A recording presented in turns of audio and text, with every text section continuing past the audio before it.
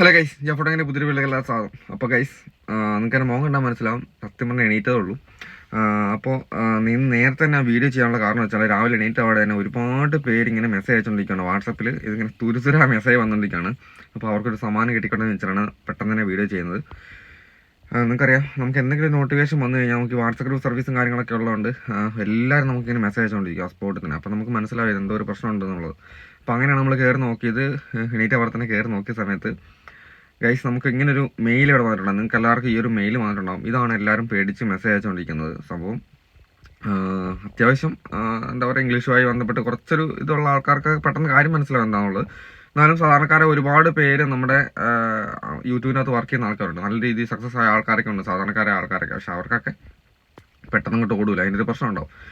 എന്തായാലും ഇപ്പോൾ എല്ലാവർക്കും ഈ ഒരു മെയിൽ വന്നിട്ടുണ്ടാവും. നിങ്ങൾക്കറിയാം, ആനുവൽ റിമൈൻഡർ ആണ് നിങ്ങൾക്ക് വന്നേക്കുന്നത്. ആനുവൽ റിമൈൻഡർ എന്ന് പറയുമ്പോൾ എല്ലാ കൊല്ലവും നമുക്ക് ഇങ്ങനെ ഒരു മെയിൽ വരുന്നതാണ്. നിങ്ങൾ ആലോചിക്കണം, നിങ്ങൾ ആദ്യം ഈ ഒരു കൊല്ലം യൂട്യൂബ് ചാനൽ തുടങ്ങിയ ആൾക്കാർക്കാണെങ്കിൽ അതിനെക്കുറിച്ച് ഒരു ഐഡിയ ഉണ്ടാവില്ല. അതുകൊണ്ടായിരിക്കണം. ഓക്കെ, അതായത് യൂട്യൂബ് ഒരു ഇടനിലക്കാരനായിട്ട് പ്രവർത്തിക്കുന്ന ഒരു സംഭവമാണ്. അതായത് നമുക്കും മറ്റുള്ള എന്താ പറയുക വ്യൂവേഴ്സിനും ഇടയിൽ ഇടനിലക്കാരനായി പ്രവർത്തിക്കുന്നത്. അപ്പോൾ അവർക്ക് അതിൻ്റേതായ കമ്മ്യൂണിറ്റി ഗൈഡ് ലൈൻസും പോളിസീസും കാര്യങ്ങളൊക്കെ ഉണ്ട് അല്ലേ. അതായത് നമുക്ക് എന്തെങ്കിലും വയലേഷൻ വന്നു കഴിഞ്ഞാൽ അതുകൊണ്ടാണ് നമ്മുടെ ചാനൽ റിമൂവ് ആക്കുന്നത്, അല്ലെങ്കിൽ നമ്മുടെ ചാനൽ എന്തെങ്കിലും സ്ട്രൈക്ക് തരുമോ, അങ്ങനെ വാണിംഗ് തരുമൊക്കെ ചെയ്യുന്നത്. നമ്മുടെ ചാനലിൽ എന്തെങ്കിലും നമ്മളായിട്ട് എന്തെങ്കിലും പ്രശ്നം ചെയ്തു കഴിഞ്ഞാൽ അത് യൂട്യൂബിൻ്റെ പോളിസിക്ക് നിരക്കാത്ത കാര്യമാണെങ്കിൽ അത് റിമൂവ് ചെയ്യുന്നൊരു കാര്യം, അത് ഇടനിലക്കാരനായി നിൽക്കുന്ന ആൾക്കാർക്കാണ് അതിൻ്റെ പ്രശ്നം വരുന്നത്. യൂട്യൂബിന് അതിൻ്റെ ഒരു പ്രശ്നം ഉള്ളതുകൊണ്ടാണ് നമുക്ക് അങ്ങനെ വരുന്നത്. അപ്പോൾ അതുമായി ബന്ധപ്പെട്ട് ഒരു ഓർമ്മപ്പെടുത്തലാണ് സത്യം പറഞ്ഞാൽ ഈ ഒരു വാണിംഗ് ആയിട്ട് നമുക്ക് വന്നേക്കുന്നത്.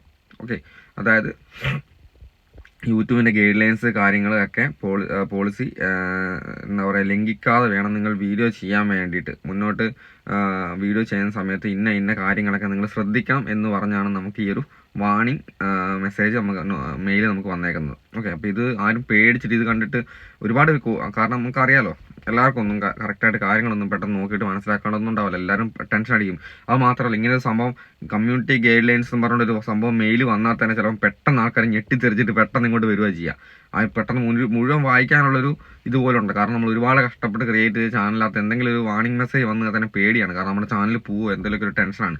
വായിക്കാൻ അറിയാവുന്ന ആൾക്കാരിന് ഇത് മൊത്തത്തിൽ വായിക്കാൻ നിൽക്കില്ല. അന്നേരത്തിന് പെട്ടെന്ന് തന്നെ മെസ്സേജ് ചെയ്തോ എന്താണ് സംഭവം, എനിക്ക് പേടിയാണെന്നൊക്കെ പറഞ്ഞാൽ മെസ്സേജ് ആയിരുന്നു. ഒരുപാട് പേര് വോയിസ് ഒക്കെ ഇട്ടിട്ടുണ്ട്.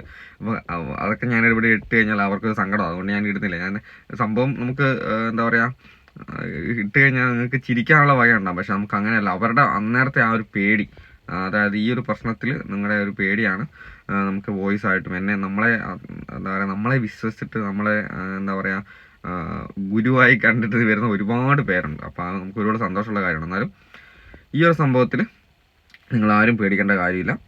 അപ്പം എന്താ പറയുക, ഇതൊരു കമ്മ്യൂണിറ്റി ഗൈഡ് ലൈൻസ് വാണിംഗ് എന്ന് വെച്ച് കഴിഞ്ഞാൽ നമുക്ക് എല്ലാവർക്കും വന്ന മെയിലാണ്. അതായത് ഒരാൾക്ക് വേണ്ടിയിട്ടുള്ള വാണിങ്ങോ കാര്യങ്ങളോ ഒന്നുമല്ല. ഓക്കെ, അപ്പോൾ അത് നമ്മളിനി മുന്നോട്ടും കമ്മ്യൂണിറ്റി ഗൈഡ് ലൈൻസിൻ്റെ പോളിസിക്ക് അനുസരിച്ച് പോകണം. അത് ലംഘിക്കാനുള്ള കാര്യങ്ങളൊന്നും ചെയ്യരുത് എന്ന് പറഞ്ഞാൽ ഒരു ഓർമ്മപ്പെടുത്താണ്. ആനുവൽ റിമൈൻഡർ എല്ലാ കൊല്ലം വരുന്ന സംഭവമാണ്. അപ്പോൾ ആരും പേടിക്കേണ്ട കാര്യമില്ല. അപ്പോൾ എന്തായാലും അടുത്ത ദിവസം വീഡിയോ കാണാം. ബൈ.